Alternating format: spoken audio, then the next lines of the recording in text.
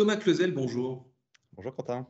Alors, le médicament que vous ayez le plus consommé, le plus pris dans votre vie, c'est quoi? Mille pardons d'avance pour cette indiscrétion. Oh, mais j'en prends pas beaucoup, hein, donc celui que j'ai plus pris, c'est le Quviviq, qui est un médicament anti-Idorsia qui vient d'être approuvé aux États-Unis.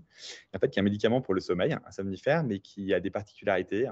Il augmente la période où on rêve, donc on rêve plus, ce qui est assez fantastique. Et d'ailleurs, on connaît pas bien le rôle des rêves, donc c'est toujours marrant de rêver plus, mais surtout et aussi, il augmente les possibilités du lendemain. Il donne une meilleure journée le lendemain, avec une meilleure mémoire. On est plus en forme. Donc c'est le seul médicament qui augmente le lendemain également. Donc voilà, si c'est le médicament que j'ai le plus pris, c'est probablement celui-ci.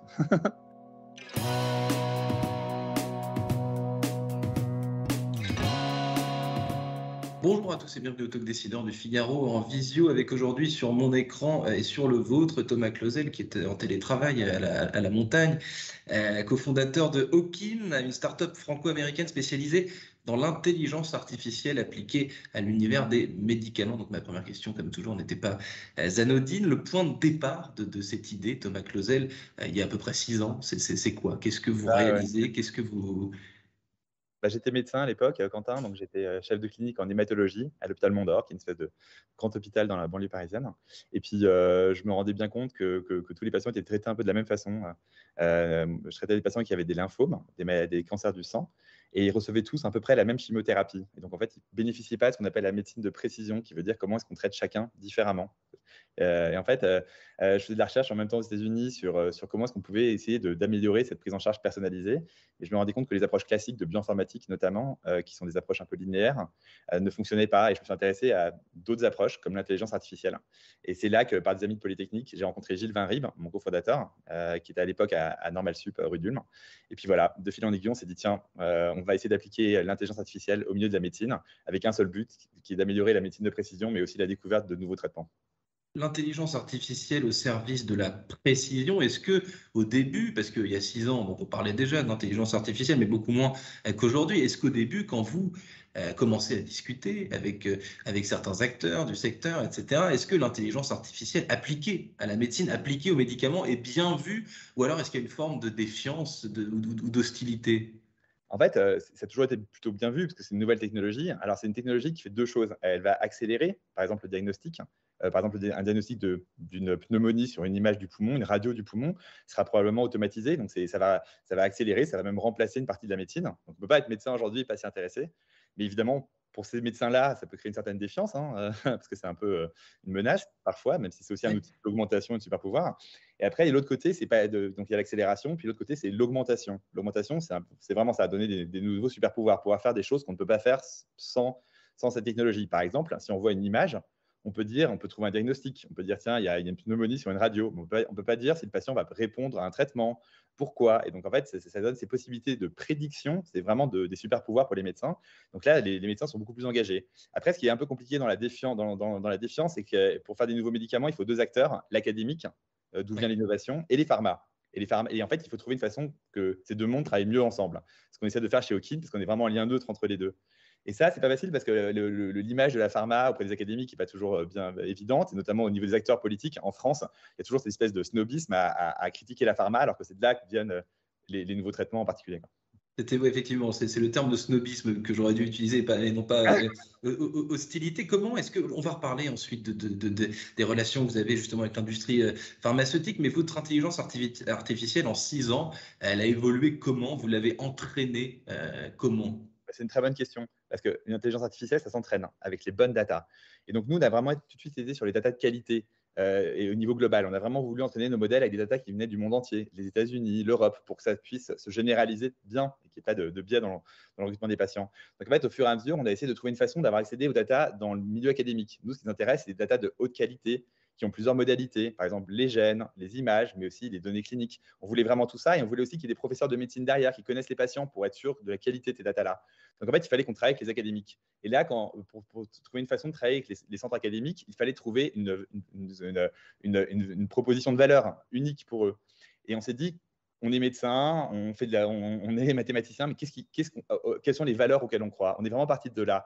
Et les valeurs auxquelles on croyait, c'était qu'il y a beaucoup trop de silos de recherche. Les gens ne partagent pas les datas parce qu'aujourd'hui, les datas sont une commodité comme du pétrole, échangées, vendues, les datas de médecine. Et nous, on s'est dit, non, on ne veut pas ça. On veut un monde où les datas restent dans les hôpitaux. Comme ça, c'est beaucoup plus sûr.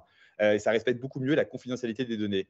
Donc, on a dit, on va faire un système qui nous permet d'avoir accès aux data sans qu'elles sortent des hôpitaux. Et ça, on a développé une technologie qui nous a permis de faire ça. On était vraiment les premiers en médecine à faire ça, le federated learning. Et c'est la raison pour laquelle Google Venture avait investi dans notre startup au tout départ, pour avoir accédé à ça. Et ça crée beaucoup de confiance chez les médecins, chez les patients et chez les hôpitaux, les directeurs d'hôpitaux. Et en fait, c'est grâce à ça qu'on a réussi à créer un environnement de data assez fort. Ça, c'était vraiment la première chose qui nous a permis de nous pousser vers un network de data global et très puissant. Ouais. Donc aujourd'hui, 6 ans plus tard, Sanofi, Bristol Myers Squibb sont des grands noms de l'industrie du médicament pharmaceutique avec qui vous avez conclu des deals. Comment est-ce que vous travaillez avec eux? Vous l'avez un petit peu raconté il y a quelques minutes, les coulisses de cette relation, mais comment ça se passe, quoi?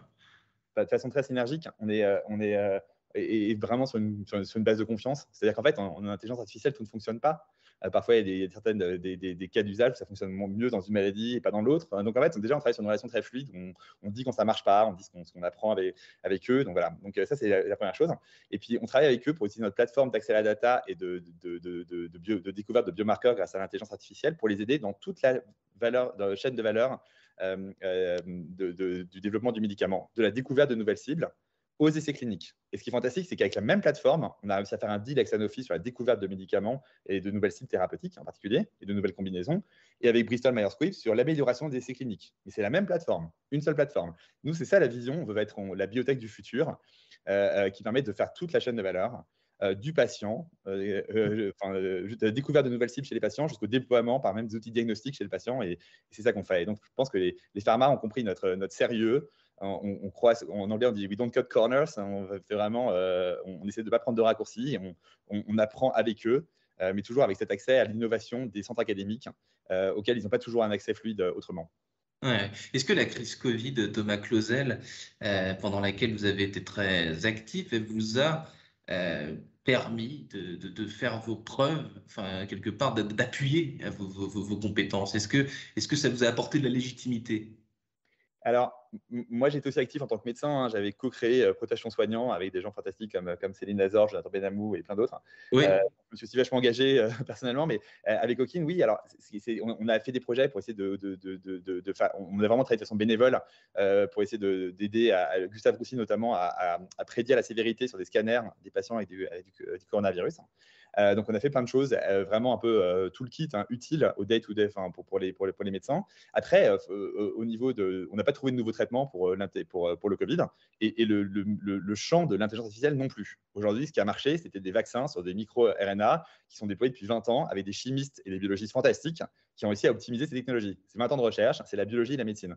Donc là, c'était important aussi de comprendre que l'intelligence artificielle a montré ses limites un peu pendant le Covid. On n'a pas découvert de façon magique un nouveau traitement. Et c'est important d'en parler aussi, de montrer ce qui ne fonctionne pas toujours. Et donc, je pense que c'était vraiment intéressant. Nous, on n'a pas vraiment cherché de traitement. On essayait juste d'aider parce qu'on savait qu'on n'y croyait pas, qu'on avait trouvé quelque chose de complètement révolutionnaire là-dedans. Donc, on n'a pas vraiment fait de programme spécifique, mais on a vu que des limites quand même du milieu. Et c'est un milieu qui évolue tellement vite que ce serait peut-être différent aujourd'hui. Mais voilà, c'est important de parler parce qu'il y a beaucoup d'hype dans l'intelligence artificielle. C'est important de parler de ce qui fonctionne et de ce qui ne fonctionne pas encore. Vous avez parlé de dynamisme, vous avez parlé de synergie, d'entraînement aussi pour votre intelligence artificielle. Pour entraîner une intelligence artificielle, il faut des recrutements, des talents humains. Chez Hawking, vous recrutez quel type de personnalité, quel type de profil, si tant est qu'il y en ait un précis ou Non, pas? alors,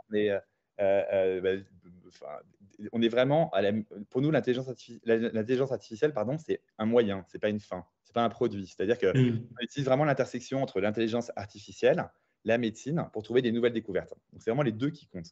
C'est pour ça qu'en fait à la base, on a vraiment créé des équipes d'intelligence artificielle assez uniques. On a vraiment un grand recrutement dans les grandes écoles françaises, ainsi que des médecins. On a une équipe médicale qui est en train de se former avec Vassili Soumidis, qui est notre Chief Medical Officer qui vient d'arriver. Donc, on a vraiment pris des gens qui étaient d'abord des data scientists, des ingénieurs, des Ouais. développeurs de software aussi, donc assez techniques. Et puis, on a ensuite ajouté des gens qui connaissent bien la biologie, qui connaissaient bien la médecine, pour vraiment faire des découvertes au jour le jour. Mais en tout cas, le point commun de tous ces gens-là, c'est des gens optimistes, curieux, et qui ont cette honnêteté intellectuelle qui est absolument dans ce milieu, parce qu'on peut toujours trouver des choses avec la bioinformatique. Si vous donnez un ordinateur avec des gènes, tout le monde faire des découvertes. Mais à quel point cette découverte est importante, ça c'est vraiment quelque chose d'important. Donc on a besoin de cette stimulation intellectuelle et on vient de l'académique, donc on a vraiment cette émulation. entre les différentes personnes. Thomas Clausel, vous avez vous baigné dans cet univers qui est le vôtre encore aujourd'hui depuis votre plus tendre enfance, puisque vos parents sont des chercheurs, entrepreneurs dans ce secteur. Je crois d'ailleurs que le Figaro leur a consacré un portrait il y a pas si longtemps que ça. Vous auriez pu faire autre chose, Thomas Clausel, de votre vie, enfin dans le sens. Est-ce que cette matière-là que vous avez exploitée, que vous exploitez encore aujourd'hui, qui est la vôtre de façon assez viscérale, Ah finalement? ouais, non, non, j'aurais rien pu faire d'autre que la médecine. Enfin, je pense que le Covid a fait réaliser à tout le monde à quel point la santé est le seul capital qui a de l'importance. Hein.